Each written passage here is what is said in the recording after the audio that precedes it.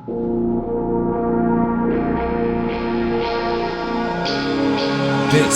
is Horror Podcast.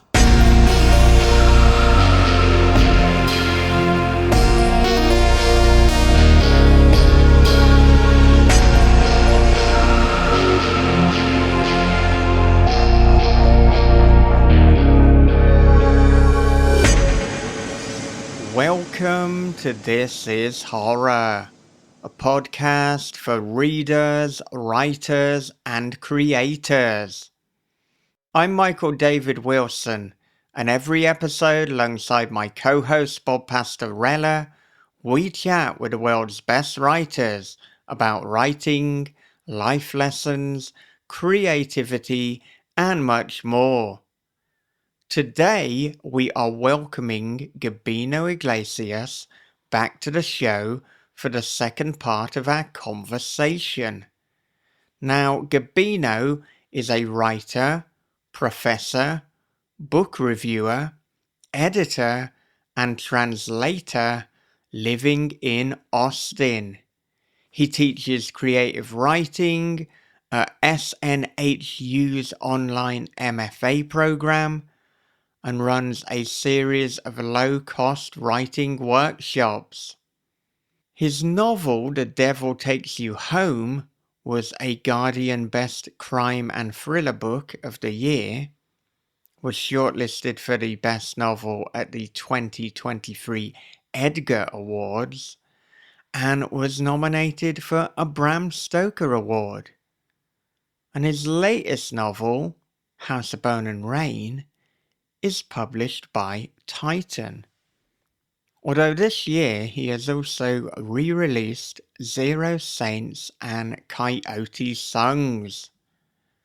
So we are going to take a quick advert break, and then after that we will be back for part 2 with Gabino. Cosmovorous, the debut cosmic horror novel by R.C. Housen, is now available as an audio experience. Featuring an original dark synthwave score, this story will take you to the next level of terror. Come hear the story that readers are calling Barker Meets Lovecraft, a phantasm-style cosmic horror adventure, and a full-bore, unflinching, nihilistic nightmare. Cosmovorous, the audiobook by R.C. Housen. Come listen if you dare.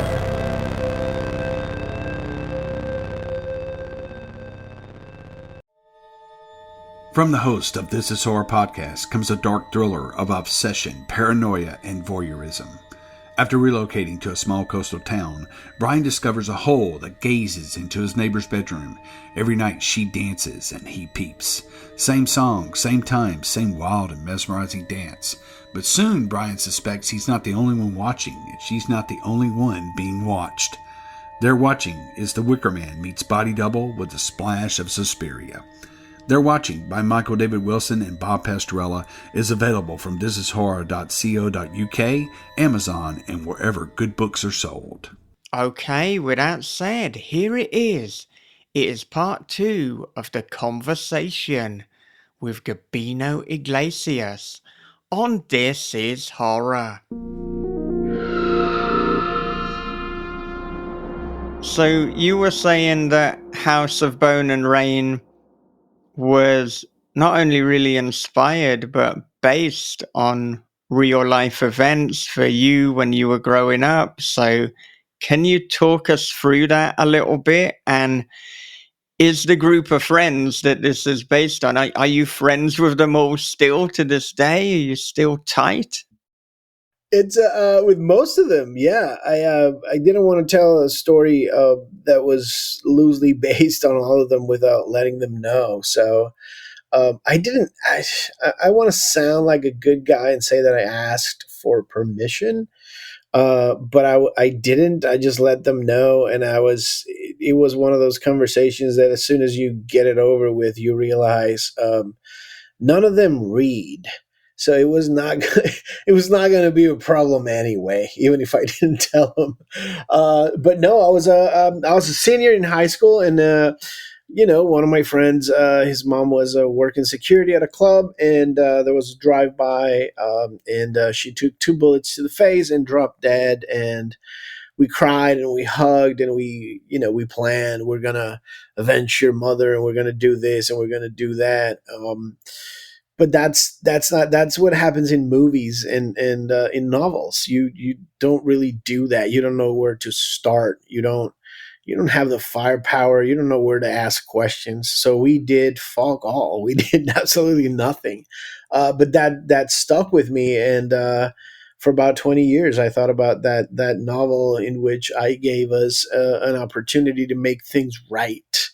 And I never thought I had the skills to write it. I think we sometimes have ideas that we don't have the chops for yet, so we wait. But after The Devil Takes You Home, it's there's this thing about when you get nominated to stuff and when you win awards, the ego boost. It's not. It's amazing. It's like if it happens at a point where you're thinking, as always, I'm a hack. I can't do this. And then you get nominated to something the week after you're running with the fuel of that thing. Like, hey, so a couple of people read it and they liked it and they thought it was good enough to, nominate to something, and then you run with it.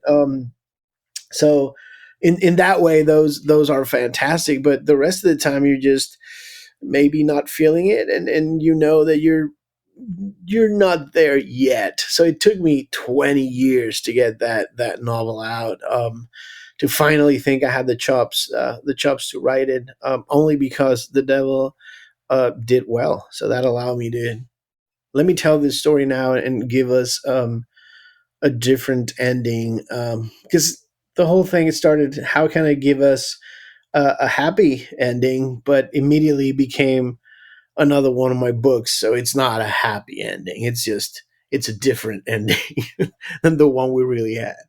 Yeah, and that also raises a kind of interesting question about self-doubt and about like our own confidence as writers. Because I mean, we've had enough of these discussions that it kind of doesn't matter how much acclaim one gets. The self-doubt, it doesn't go away. It just perhaps manifests in slightly different forms, or you just keep writing in spite of it being there. So, I mean, if we look at things for you now, you obviously had a lot of success with The Devil Takes You Home. I think House of Bone and Rain has been incredibly well received as well. Where are you in terms of that kind of confidence to pursue ideas that you have? And what are you doing on the days where perhaps it is a little bit waning?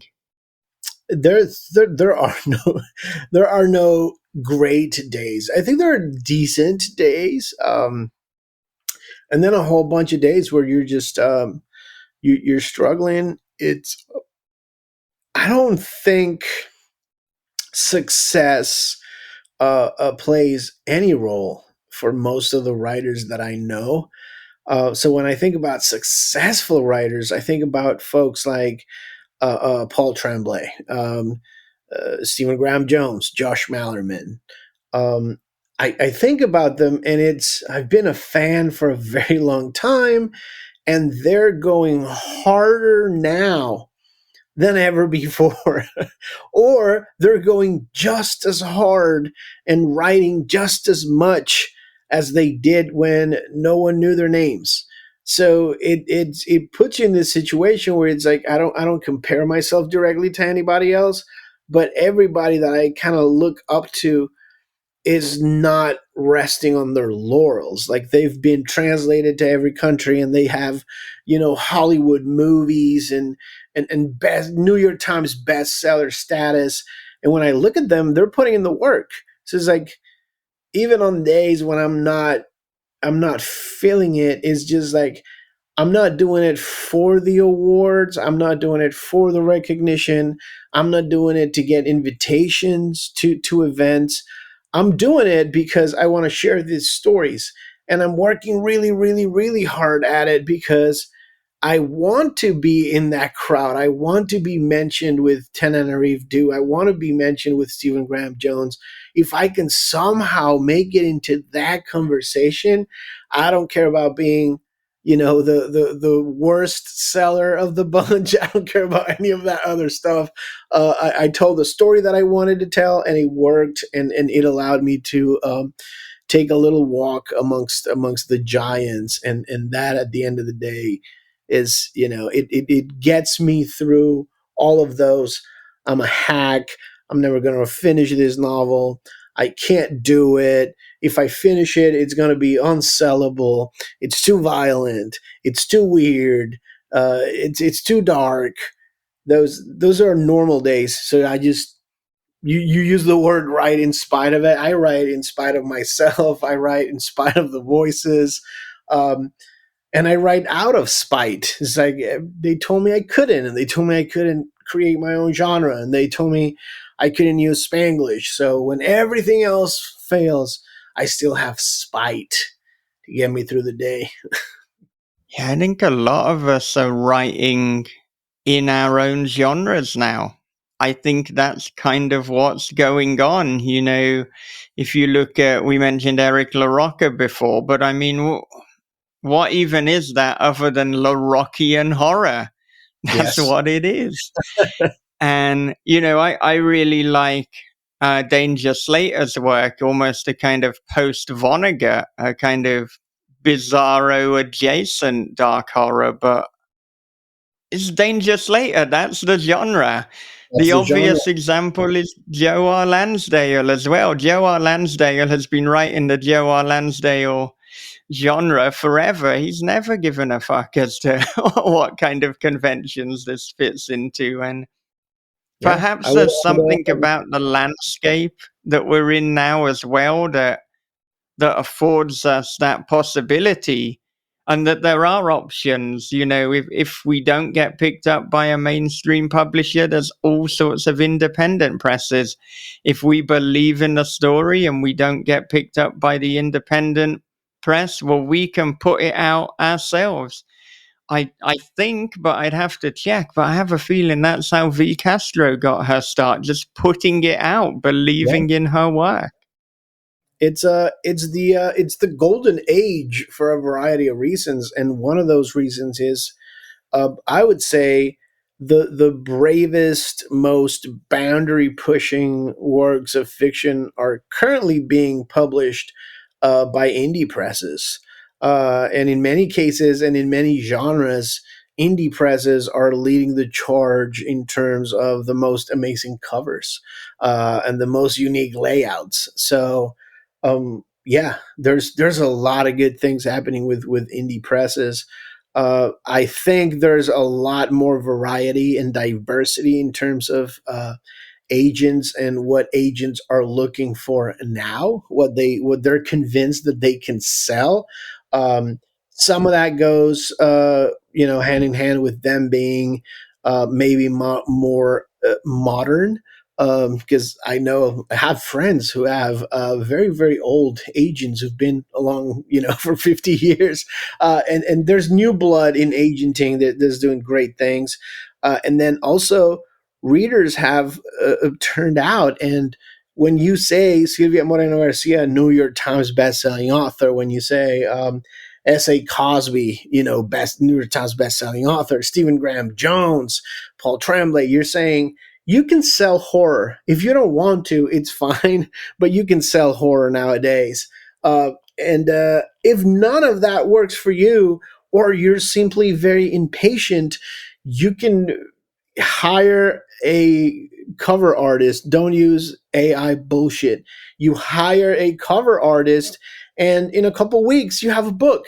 And you can go on podcasts, and you can send it out to folks on TikTok. So there's absolutely no reason for us not getting the biggest, the most amazing diversity of voices that we've ever gotten, because you have a way always to get your story out. And I think that's what making horror so magical right now. You don't have, there's no limit to what you can do. You can say, this is the cozy body horror thing that I want to mix together. I don't know how. It doesn't work. Fuck you. I'll publish it myself. We'll figure out if it works along the way. That's what makes it the golden era. We're all here, and there's a space at the table for absolutely everyone. You said it. I mean, the indies are putting it out, but I mean, I'm also seeing the big publishers taking a lot of risk too, and paying off. With horror being at basically right now the number one genre. I mean, if you think about it, and you don't even have to think about it, it's the number one genre. That means that people who are not into horror are actually dipping their toes into it. We've already got a smorgasbord across the board of diverse writers from all ages, creeds, races, ethnicity, all of that. We have it. The only way you're going to stand out is to be fearless and to push boundaries and to put out the work cross genres. That's the only way you're going to get your name out there. And you have to individualize your work, create a brand. This is all so very important. And you still have to write a good story, on top of that.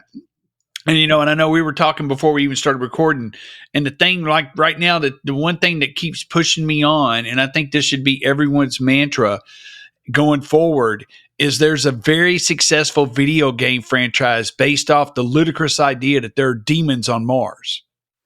If they can make $1 billion fucking dollars, then I can make some money.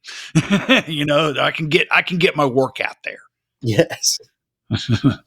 And I mean, I wanted to shift back to House of Bone and Rain. So we spoke a little bit about the setup. So I think that probably serves as an elevator pitch for a number of people who haven't read it. I mean, for me, it's kind of an ultra-violent Stand By Me set in Puerto Rico, as if kind of through the lens of Quentin Tarantino. I mean, it's a hard one to describe.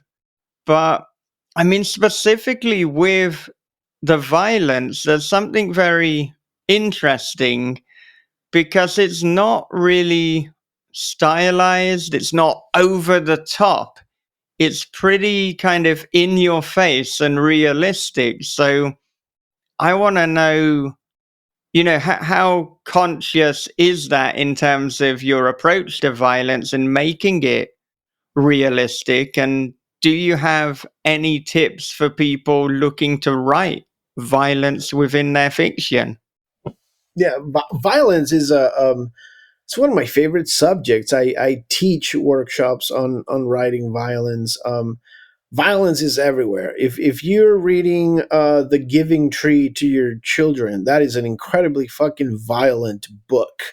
About taking greedily and not giving anything in return. It's a book about abuse in many ways. So, look at the literature for children. There's a wolf trying to devour you, or trying to devour your grandmother, or you're lost in the woods. Like violence, or the promise of violence is always there. And some of my favorite work in horror and in crime fiction doesn't shy away from it. So I grew up knowing that when I wrote my stories, it was not going to be one of those where, like in movies, something's about to happen, and then there's a blackout. And then I didn't want to do that. I understood early on that if you're going for creepy, then you shouldn't be showing the whole monster. And there's a little bit of that in Serial Saints. Someone gets their fingers cut off and thrown in a bucket. Hey, Gabino, what's in the bucket? What's in the bucket? I'm not going to tell anybody what's in the bucket. You figure it out. But in other, I want clear-cut, straightforward violence that has a message. Like, we're going to chop off a kid's toe in The Devil Takes You Home for a very particular reason, and I'm going to be talking about religion while we do that. If we beat the crap out of some racists outside of a barbecue joint, yes, it's violent, yes, it's fun, but there's a message behind that violence. In House of Bone and Rain, there's a lot of vengeance, there's a lot of anger, a lot of macho BS, but there's reasons for all of those things. And then for those of you, you asked about those who are writing, just there's a level of violence that speaks to you, a level of violence that you feel it fits your work. Do that. There's no too far when it comes to violence. The only fight, to use a bad word, the only fight I had with Josh Kendall, my wonderful editor at Mulholland, with House of Bone and Rain was there's a scene where a guy breaks, he stabs a dude in the face until he breaks the blade. And he killed that scene and said, "This is too much." And it didn't sit well with me because I was like, he had a good excuse. Sometimes you have reasons to stab someone in the face until you break the knife. And actually, I started writing an explanation of why I thought the scene worked, and then I stopped and I emailed back and I said, in the previous book that you bought first, we cut off a kid's toe and the kid can't defend himself. This is standard violence between two consenting adults, and I think that should stay. And I was very scared because I was fighting my big editor, and his answer was, haha, fair enough. And then the scene is in the book. So even if someone tries to cut back on your violence, you can always fight back. And leave that violence in there. If you're using it well, violence drives the point home. Like we mentioned briefly John Wick before. It's like the dude kills 500 people for over 4 movies, and we're there. We're rooting for him. It's like, do you know how many dozens of dead men ago the puppy died? It doesn't matter. We're in it for the ride, and we're in it for all the gun foo, and we're in it for all the shots to the face, and all the explosions and killing people in very creative ways. And we're not going to feel bad for those people's families or their partners or their children, because 500 people, you murder 500 people, that's a lot of families that you affect. But we don't care because we like John Wick and the way he does it. It's cool. And also because they fucking killed his puppy, and that still hurts. And so we go along with it. So if it works for John Wick, and it worked for Tarantino, and it works for Clive Barker, and it works for S.A. Cosby, embrace that violence and just do whatever feels right. Yeah, and to talk about the puppy, I mean, that's the thing. It's like if you injure me, if you cut off my limb, that's one thing, but you fuck with the dog. That's it. 500 motherfuckers gotta die at this point. Yeah. And I mean, you said before that sometimes, you worry your book might be too violent, but was the worry specific to your editor, as a result of this conversation, or is the worry to do with the market? Like, what is the specific worry? So when I was doing this as an indie, it was, I only had to convince one person. For Serious Saints and Coyote Songs, I only had to convince David Osborne, who had fantastic taste. He published Stephen Graham Jones, When by When, way back then. He published Scott Adelberg. He published a lot of amazing books, but I only had to convince him because that was how indie worked. It was one dude running the whole show. He likes it. He edits it. He finds you a cover, and you're done. Now it's is my agent gonna like it? Because if she doesn't love it, then I feel like she's not. She might try to sell it anyway, but I want her to really love it.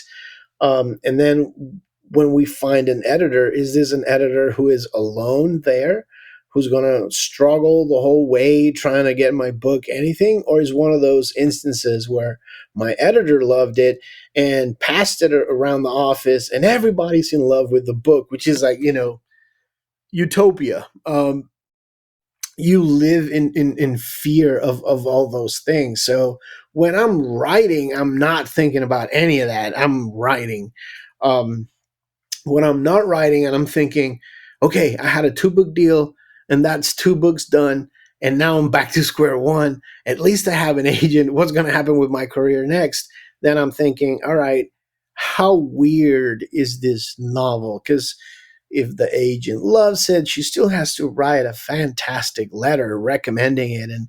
And what else is out there that might work in my favor? Like, this is a little bit like, but there's nothing right now that compares to it. So if you're trying to be too original, sometimes you're just shooting yourself in the face because people don't know how to deal with it. There's no record of what to do with a novel, like whatever you wrote. I think Bob's a little bit in the same boat right now. It's like you're creating something and you're like, at the end, I'll edit it and I'll throw it out there and see what happens. And then maybe people click with it and maybe they don't. But right now all I have to do is finish it, and there's nothing else that I can control. So do I worry about the violence? Not right now. Do I worry about the type of violence and the weirdness and the magic? Not now. When I have to send it, I'll be like, oh shit, did I do it again? Did I write an unsellable novel? We'll figure it out. I don't know. Yeah. I mean, I've got this one lingering image in my head for this project that is probably quite possibly one of the most violent things that I'm ever going to attempt to write. And the violent part of it is going to be off camera, but I guess the reveal of it is just as violent as what it took to get there. And I'm going to do it. And it's one of those to where it's like it's going in. The biggest editor in the world could sit there and try to talk me out of it, and I'd be like, no, it's not coming out. you know, uh, like with the Small Hours is coming out, the Ghoulish, which we know how they are. The more crazy, the better. Yeah. I've got an incredibly violent scene in there, but we don't actually see it. We see the results of it. Vampires will do anything to keep their bodies together. It's like, oh, I'm pretty damaged, but I can make this work. I'm part of the undead now. And it's like, and when I thought of this, I was like, holy shit, man. They're gonna go, no way. And it's like, no, it's great. I loved it. I was like, oh, I love you. That's such a good feeling. Yeah, but I mean, for Bob and for everyone else, and kind of one of the overarching themes of this conversation is you just got to write what you want to write. You've got to be authentically you, and you're doing the writing and your readers a disservice if you don't. Like, that's why we can't think about commercialism and marketing in the stage of creativity. But I wonder, there was something that you said, like, kind of your fear is if you give it to your agent and then she doesn't respond to it, but doesn't love it. And so hopefully this is just a hypothetical, but I don't know what the situation is. But if that happens, if you give her a book and she maybe doesn't think she can sell it or is a little bit less infused, what do you think you're going to do in that situation? And let's assume too that you really do believe in this book. Do you try to kind of figure it out and come to some compromise, or does your contract allow you to then go and kind of peddle that or put that out independently, or does it get kind of put on the back burner until there is like the right opportunity and the rightly infused person for that project? That's a great question.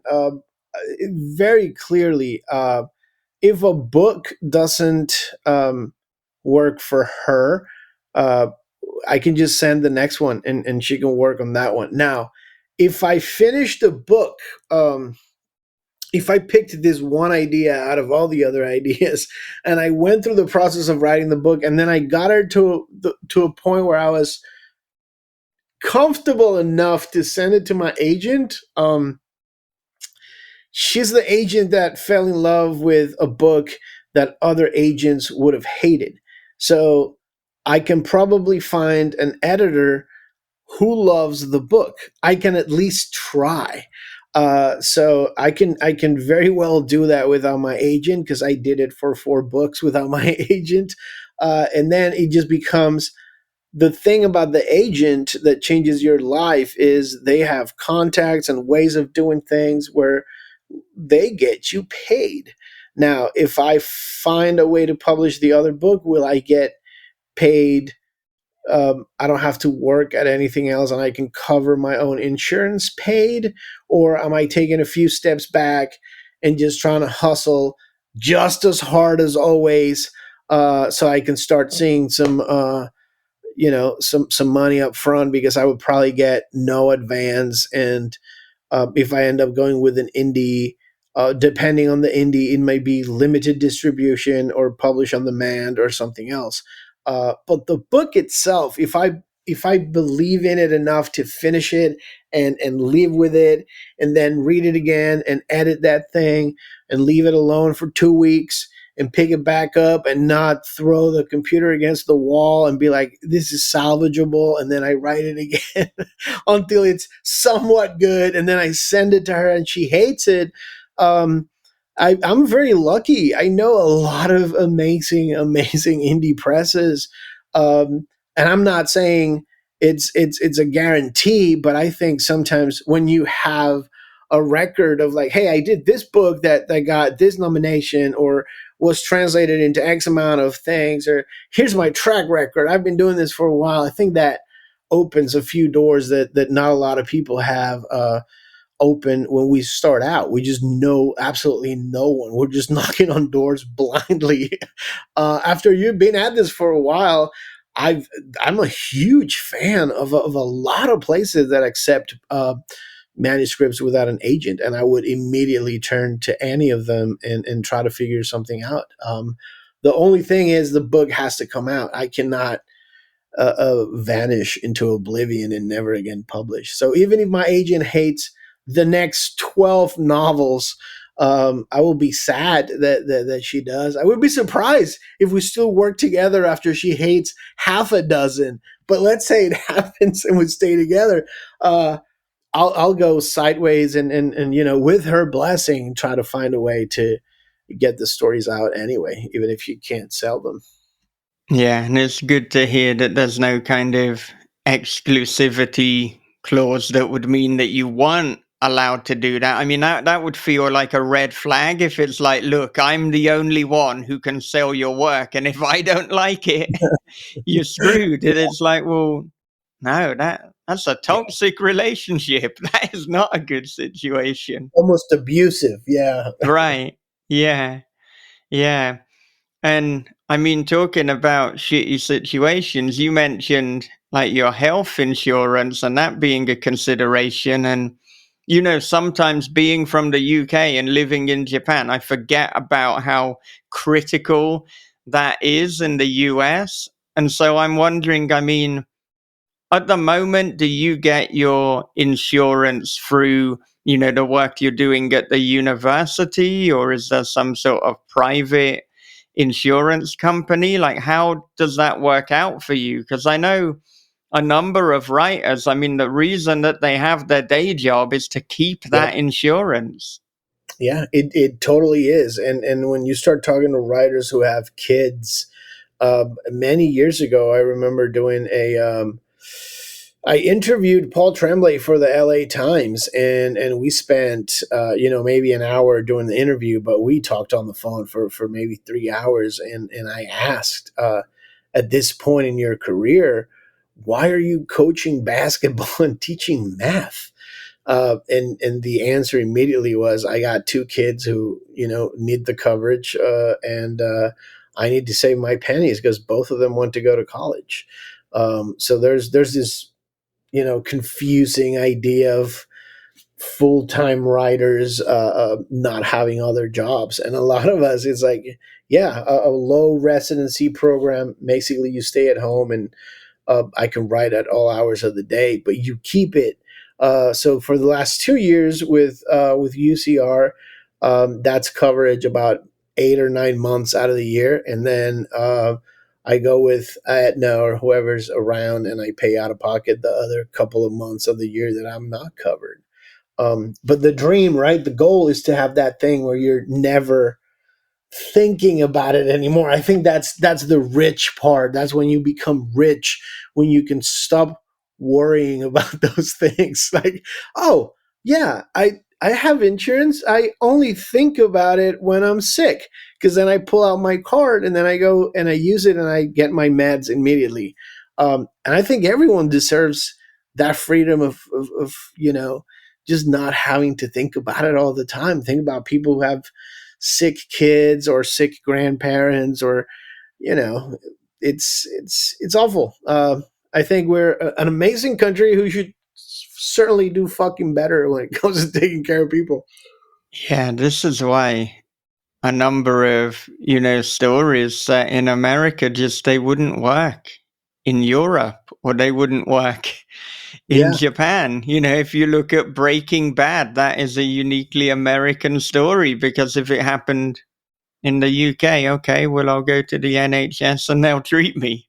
yeah, that's it. That's It's that the end of easy, the right? story. It would be most Yeah, dissatisfying. It's just it's a just very about boring a poor novel. middle-aged guy, a chemistry teacher who's got cancer. That's Yeah, it. Yeah. I mean, it would take the thrust away. I could see how they could still be a story. He could be some egomaniac, the best chemistry teacher in the world. You think your meth's good? You ain't seen you shit haven't yet. tasted Yeah, and he just gets caught up in there because of ego. But the whole, uh, you know, that could work. It works better if you have a totally innocent reason Yeah. why you want to do this, and you become the monster, the one who knocks. Yeah, there you go. And so with House of Bone and Rain, this is very much a book of a close-knit group of friends, of brotherhood. And I mean, I'm wondering, what do you think is the test as to whether a friend is a true brother, is a true friend? And what are perhaps some moments in your life where you've realized either somebody was or was not actually there for you? It's I think it happens at a bunch of different points in life. I think it's very, very strange to not be an absolute idiot when you're 16, 17. In my case, 18 and 19. It's it just being an idiot was the one thing that we were all good at. And when you're an idiot and you don't have to think about anybody else, um, let's go steal some stuff together. Would you help me would you help me do this thing? Would you take a bullet for me when you're drunk? The answer is always yes. And then some people stay in that life, and then other people, well, you call them up and you go, hey, can you help me bury a body? And they're like, I don't know. I'm with my kids at soccer. Like, I can't leave my kids alone and go bury a body right now on a Saturday morning. So it's not that you grow out of those relationships. It's just that things change, and so the bullshit macho stuff that you used to do at 18, at 28 you might doubt it, and then maybe at 38 you're like, wow. And then if you live, I don't know, but folks who live to 48 probably look back and they're like, damn, that was idiotic. And then if you get to be a grandparent, then yeah, you get to tell everybody what to do and what not to do, right? So it's easy to be an idiot when you're young, and to be an idiot for your friends. And then sometimes you're like, no, I'm not giving you my company's car so we can drive to Vegas. Like, we're not doing that, dude. So it's not that you love them less. It's just that people outgrow certain things. So I think it comes at different times for every relationship, different points in time. It's interesting that you mention the kind of being at soccer practice with your kids as an example, because I mean, it got me thinking. It's not that your loyalty or the loyalty quality as a person Yeah. disappears. It's that your loyalty shifts, and it's like, look, if I'm helping somebody, let's say, bury a body at 20, if I get caught or something bad happens, largely the consequences affect me. Yeah. But if it happens kind of now, and I've got a 7-year-old daughter, I got another child on the way. Yeah.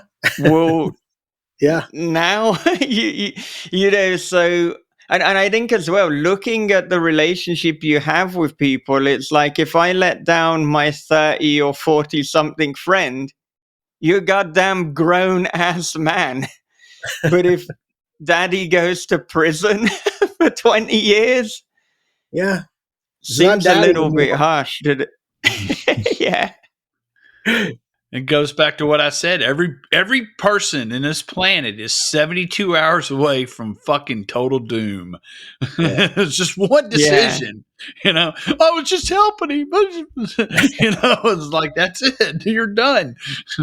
Yeah. Which I think kind of lends into another question. So this is obviously a story that is triggered by revenge and anger. You said this was something, obviously, at the time in the real life incident, you kind of thought about doing, and then actually, no, you didn't.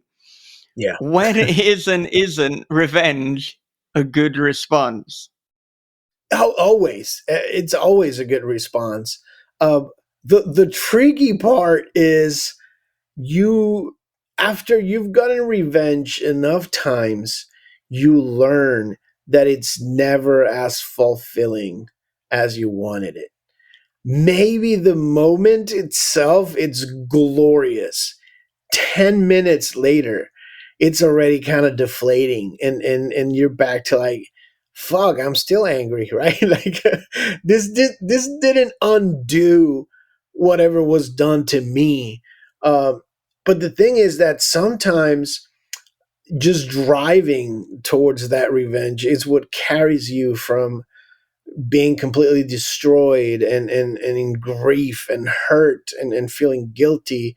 And that might, as it has happened in 1,000 stories, a gazillion stories, if it gives you a reason to get up in the morning, it's the right decision. Go go get that revenge, and then when it's done, we'll figure it out. But revenge is always the right answer, and especially when it comes to fiction. I should probably add that, especially when it comes to fiction, revenge is always the best answer, the only answer, the only plausible answer.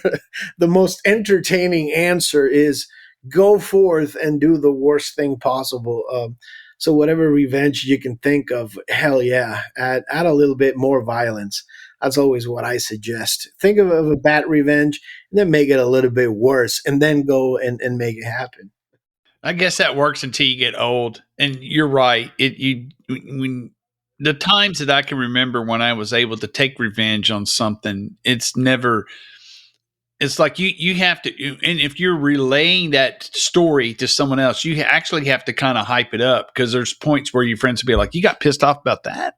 Yeah. Why? What the fuck's wrong with you? Why? And so at my age, I enjoy it, and I'll probably say it wrong, but I guess it's Schadenfreude, Yeah.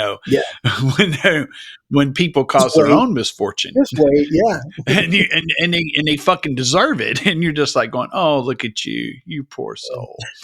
See, I can get more satisfaction in that. It's just because all you have to do is look at it. You don't have to sleep with it. Or wash it off. Yeah. Whoa, yeah. Yeah, so some people might be wondering whether revenge is more big, if it's a good idea because it's more for the fulfillment it will bring yourself, or because the person who you're committing the revenge against should find out part of the fuck around and find out equation. But I Yeah, feel from what you said, the answer is both. Both are important for yeah, yeah. self-fulfillment and for just not letting motherfuckers get away with wrong things. Exactly, exactly. I think let's take an example from the news somewhat recently. If you're in a room and someone throws up a straight arm salute, you break that arm because that ensures that no other arms go up in any similar way. But if you let that slide, suddenly it's two arms or three arms or five arms, and then you're running because you just realize you're in a room full of Nazis. So you look around and you're like, who else is really pissed at that? And then, should we break that person's arm? Everyone who signs up is probably a good person. And then whoever is like, no, no, no, everybody should have the right to be as much of a Nazi as they want, then you know in what group they belong, and then you take action. So yeah, now you do, like I said, you do have to accept it's never going to solve anything. It's not going to be as fulfilling as you expected it to be.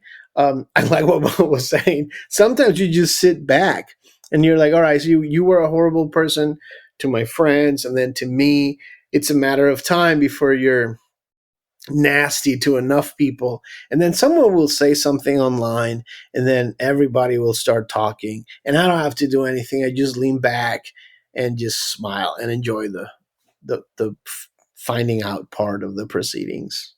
Yeah, there's a tendency, we've seen with different people where they'll say something like mildly offensive, let's say, but they have much stronger feelings and no one reacts and they ignore them. And it's like they keep talking to themselves until finally they get a reaction and blow up their entire career.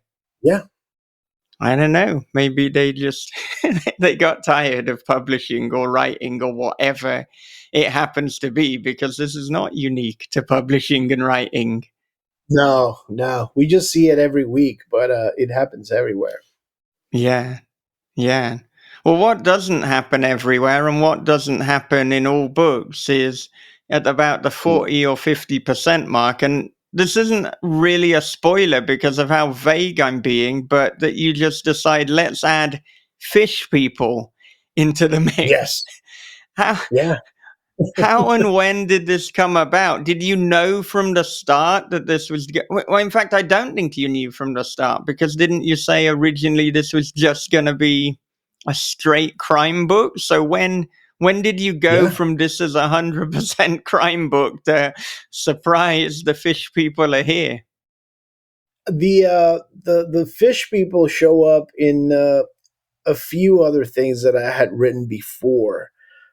So they were always in the back of my head. And at some point after I started thinking about, well, this is the summer because it happened during the summer, it would be ideal if a bad storm hits now, because that way we take the authorities out of the equation. Like when the storm comes and the chaos that follows, the cops just run home and stay hidden away, and then they're not a problem. And in the process of thinking about that, I was like, this is going to be happening in the same place that these other stories take place. So I should probably make that larger. And I'm already going supernatural, so it'd be nice to add that layer. Just because I don't feel they're feeling the threat enough. So I want them to feel like they're battling themselves. They're battling a very bad drug lord, and now there's creepy stuff coming out of the ocean that's also after them. And that way you can triangulate your anxiety at all moments, and it makes it for a little bit more fun reading. Yeah, I think it especially makes it kind of more cinematic for like a kind of horror movie as well. I could imagine that in the trailer, or in fact, if you didn't have it in the trailer, you could almost go kill list where you switch genres halfway through. It's like, what are we dealing with here? But and in fact, Yeah. since I'm talking about movies, do you have any movie news? I kind of can't believe that none of your stories have been made into a movie yet. We're still working on it. The House Up on the Rain is still out there, being read by people. I don't know how that part works. The Devil Takes You Home was with Sony for a while. They didn't make it. It came back to us. There was a very interested party, and they acquired it. I don't think I'm at it. I can't say anything yet. It's those weird. You have to hold it until we make this announcement. I can say that it's been acquired by someone else, but I've also learned. I've been doing this long enough not to have a movie, but to almost have had movies. So the way that I understand the whole process is, someone approaches you, they give you a little bit of money for the option, and then nothing else happens. So I'm like now very curious about. So we've had this part happen a bunch of times and nothing happens. Can we get to the next stage when something actually happens? So just whenever someone asks, I try to remind myself I don't think about this because my job is to just write the books. And if I try to understand how Hollywood works, then I get frustrated because books are really hard, but they're cheaper to make than movies. So you could just sit at home and write your book longhand or on your laptop or whatever you want. You can't, do that with a movie. You have to attach a lot of people, and then all those people want a lot of money. So yeah, I don't know. Knock on wood. Hopefully, we'll have news about the Devil Takes You Home before the end of the year. And then, yeah, I don't know. Yeah, I've got to that stage in the film adaptation process too. I'm obviously eager to Yeah. get beyond that. I also got to the stage where it's like there's a writer's strike. Now we're going to put everything on hold. Oh, okay, we're Yeah. going to pay writers more. Okay, that's good. But wait for it. We're going to commission far less and cancel Yeah. 90% of projects. So I know the corporations always win, even when it looks like you've won as the writer. Surprise, the big industry actually won. They do. But, I mean, I wonder the connection between the murdered Maria and Hurricane Maria. Was that just a moment of serendipity, or was that something that was planned? So the woman's name was really Maria, and the hurricane in the book, I didn't know what name it was going to have, because I didn't want to make it that obvious that I was writing about Hurricane Maria. But then I realized it would fit the story perfectly, and for the amount of time that they were without power, electricity, or cops on the streets, it worked really well. So I let it roll. I thought from time to time, writers are experts at negative thoughts. I always thought, not always, but from time to time, that it was a bit over the top, that it was a bit too much. Uh, but then every single time I would tell myself Maria's name was Maria and the hurricane name was Maria. So that's not. My sister's name is Maria. I have an aunt named Maria. It's not that rare for this part of the world to have all those Marias around. So I let it roll, and no one ever suggested a change, which I think is good. I never know if it's because didn't read that carefully because I don't trust people. But hopefully everyone read it carefully during the editing process and it didn't bother anyone. So I roll with it. All right. Well, we've got a question from Tracy Kenworth via Patreon, and we may have covered this to some point, but she wants to know what advice you might have in terms of building your brand or building your author identity.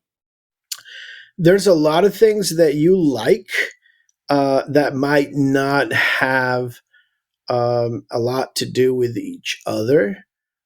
Don't hide those things because you feel like they're not related to your writing. I am constantly talking about music. It's not about books. It doesn't help me sell books. I talk about every movie that I watch. I don't watch that many because I'm busy reading, but I'm gonna let people know my thoughts. It's like I slept on Conclave, brilliant movie. Go watch it. It's I don't care if the stuff that I'm watching lands with every single one of my readers because it comes and goes. For a week, I might be into learning the names and the stories of every dead hiker on Everest, and the week after that, I'm into Japanese tattooing and the history of it. So I'm going to talk about it because I'm a person. And then I feel like a lot of folks are like, I'm a romance author. I'm a sci-fi author. No, you're an individual who happens to do that for a living or as a hobby or whatever it is. So be a full person online. Like you shouldn't be talking about politics. Screw that. You should be talking about anything that you want to talk about. If you are very politically inclined, talk about politics.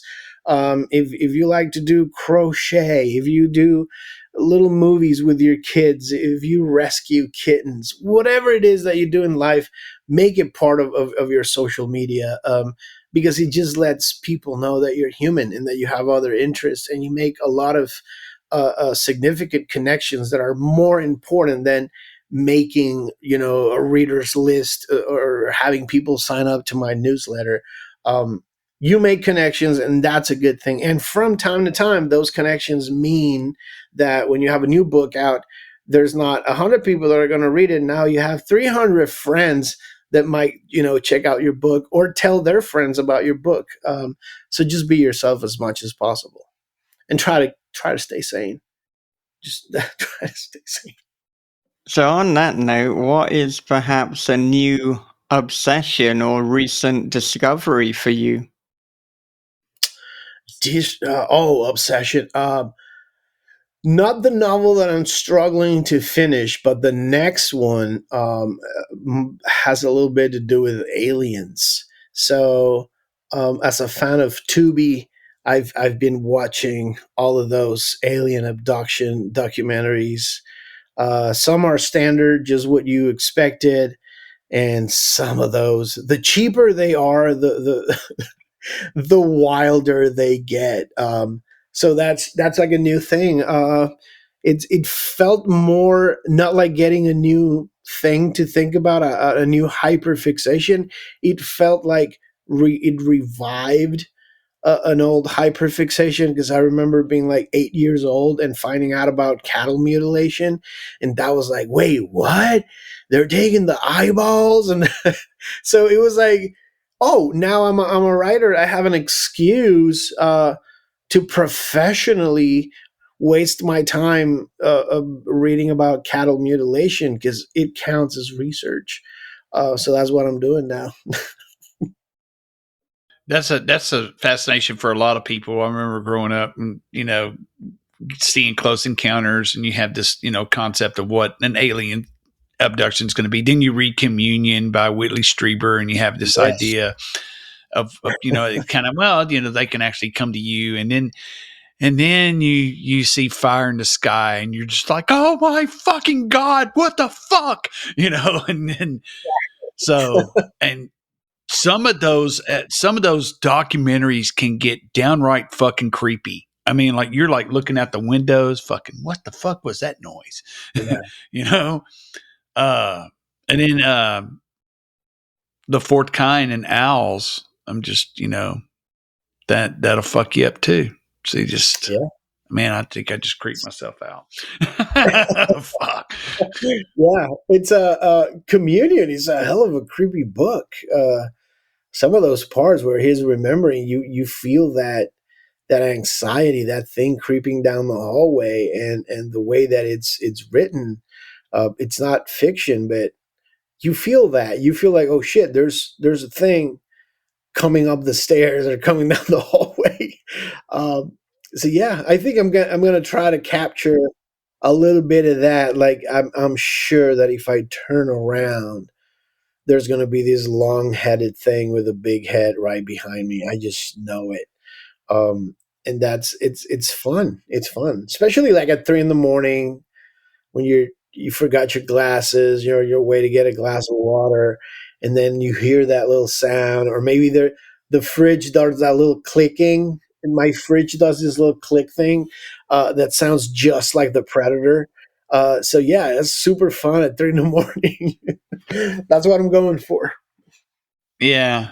That's like, have you seen No One Will Save You? Yes. Have you seen that film yet? Yes. Yeah. I don't know if Michael's seen it or not. You haven't. I haven't, no. Yeah, it's on Hulu. I don't know where it would be in Japan, but it's really good, and there's no dialogue. So yeah, it's it's really, for a movie. It's like, when put it like this: the main character, she plays Abby in season 2 of The Last of Us from the game, and when they cast her, I was like, perfect.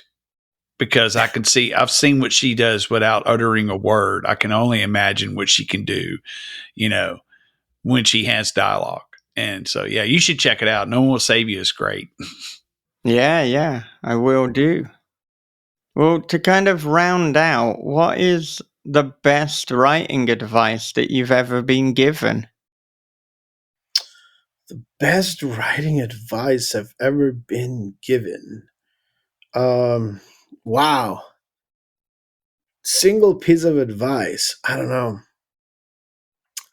I'll go with this. Um, I was the University of Texas at Austin. I met a man named Bill Minutaglio. I was getting a PhD in journalism at the time. We became friends. I never took a class with Bill. Bill is a fantastic nonfiction writer, hell of a journalist, award winner, has a amazing book called In Search of the Blues, where he tracks down old blues artists all across Texas and Louisiana and has conversations with them. Long story short, we were talking one day and he looked at me and he said, "What do you want to do?" And I said, "I want to write." And he said, "Go the fuck home and write." And it was the first time that someone had pushed me away from, no, academia is the surefire way to upward social mobility and you have to have a degree and all this stuff. It was like, no, what do you want to do? And don't talk about it, be about it. So stop telling everyone that you want to be a writer. Go write. And that was the best single piece of advice. Go write. Nothing else matters. Go write. Yeah, that is absolutely perfect. And seemingly people, at the start of their careers, they're inadvertently self-sabotaging, or they're having excuses as to why they shouldn't write. But for Yeah. anyone listening who's on the edge, there's your permission from Gabino Iglesias. Just write. Turn Just off the write. podcast. It's nearly ended now anyway. So Yeah. go and write. Go. Well, for those who have not gone to write, where can they connect with you? It's a hellscape out there. I'm on Blue Sky. I'm still on Instagram, only sharing photos there. I'm still on X because I don't want to leave because I feel like if I leave, I'm just letting the fascists keep all the good things. So I'm staying there. I'm on Facebook. Whenever I remember, I'm on TikTok. talking about diversity in publishing and trying to be funny to sell a book or two. That covers it. That's a lot. That covers it. Yeah. All right. Do you have any final thoughts for our listeners and viewers? No, keep supporting your favorite authors, keep supporting your favorite podcasts, and please keep supporting your local libraries and your local indie bookstores. All right. Thank you again for joining us. Let us not leave it so long until the next one.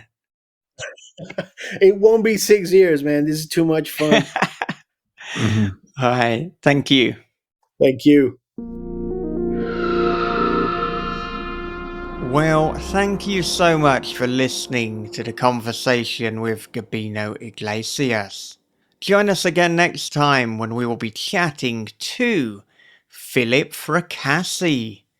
But if you would like to get that and every other episode ahead of the crowd, become our patron at patreon.com/This Is Horror.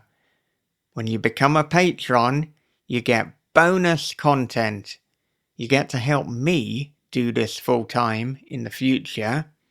And you get to submit questions for amazing writers, including Joe Hill, who will be on the show in about a week. So it is win, win, win, win. Patreon.com/This Is Horror. And if you can't afford to become a patron, there's a free tier. And if you are on the free tier, then I do occasionally put episodes and bonus content up for you as well.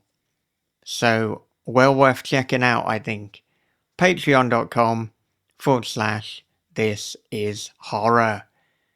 Okay, before I wrap up, a quick advert break. From the host of This Is Horror podcast comes a dark thriller of obsession, paranoia, and voyeurism. After relocating to a small coastal town, Brian discovers a hole that gazes into his neighbor's bedroom. Every night she dances and he peeps. Same song, same time, same wild and mesmerizing dance. But soon Brian suspects he's not the only one watching, and she's not the only one being watched. They're watching as The Wicker Man meets Body Double with a splash of Suspiria. They're Watching by Michael David Wilson and Bob Pastorella is available from thisishorror.co.uk, Amazon, and wherever good books are sold. Cosmovorous, the debut cosmic horror novel by R.C. Housen, is now available as an audio experience. Featuring an original dark synthwave score, this story will take you to the next level of terror. Come hear the story that readers are calling Barker Meets Lovecraft, a phantasm-style cosmic horror adventure, and a full-bore, unflinching, nihilistic nightmare. Cosmovorous, the audiobook by R.C. Housen. Come listen if you dare.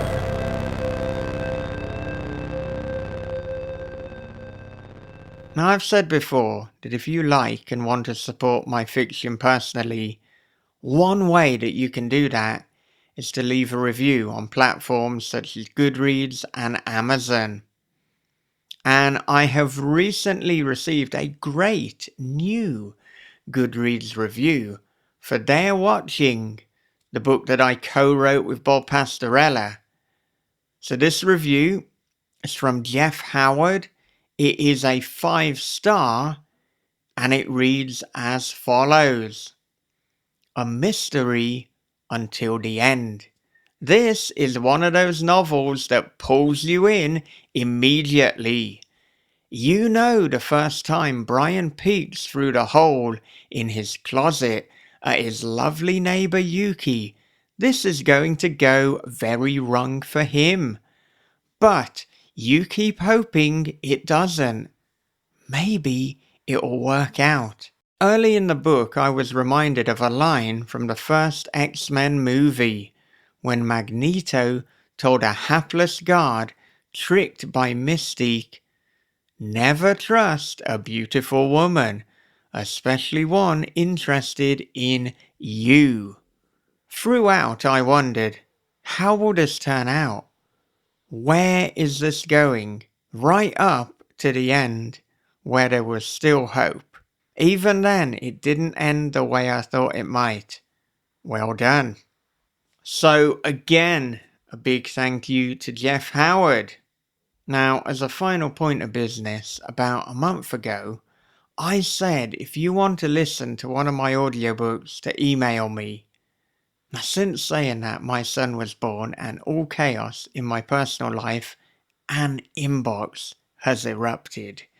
And as such, a number of you have requested audiobooks who I haven't got back to yet.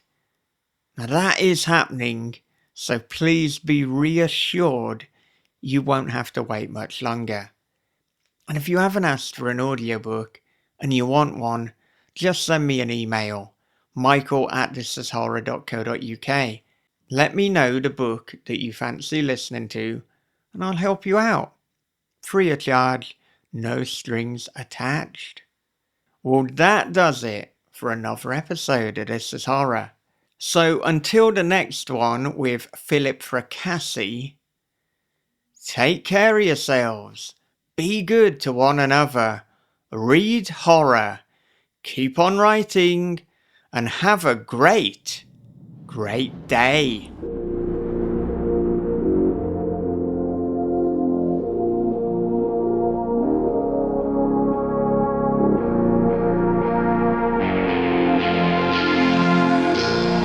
This is Horror Podcast.